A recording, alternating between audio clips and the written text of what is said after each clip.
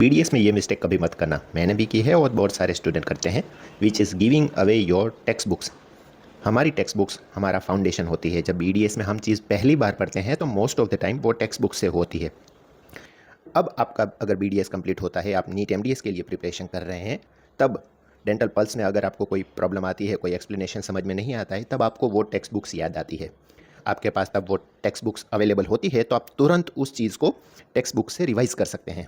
बस text books नहीं होती है तो हम जनरली गूगल से या किसी और सोर्स से इन्फॉर्मेशन लेते हैं, which is again not authentic. Plus वो चीज़ अगेन हमें याद नहीं रहेगी, हमें फिर से न्यू मेमोरीज बनानी पड़ेगी, फिर से उसको अपने हिसाब से याद करना पड़ेगा, which is again a time consuming process. सोचो, फार्मे की टेक्स्ट बुक आपने यूनिवर्सिटी के टाइम में एक दिन में रिवाइज कर ली थी, राइट?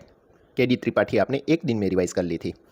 जब वही चीज़, वही टेक्स्ट बुक आपके पास अवेलेबल होती है तो again you have a potential to revise that text book. आप ये सोचते हैं कि बाद में मैं नई टेक्स्ट बुक्स खरीद लूँगा, then again it will not be enough, because आपने जब पहली बार कोई टेक्स्ट बुक पढ़ी है तो आपने अपने हिसाब से वहाँ पे अंडरलाइंस की होती है, आपने अपने हिसाब से वहाँ पे कुछ नोट्स लिखी होती है।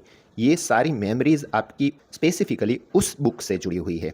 जब आप वही टेक्स्ट बुक आपके हाथ में आएगी तभी वो मेमोरीज आपकी री इन्फोर्स होगी।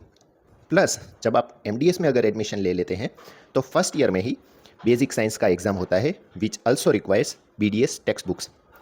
Competitive exams, state PSC exams और कोई भी एसआरशिप की एग्ज़ाम जब कंडक्ट होती है तो उसमें ये टेक्स्ट बुक्स ही आपको काम आती है रिवीजन के लिए। उसको बाइबल, कुरान, गीता की तरह रख दो अपने शेल्फ में। अगर आप डेंटल फील्ड में आगे रहना चाहते हैं, then they will guide you throughout your life.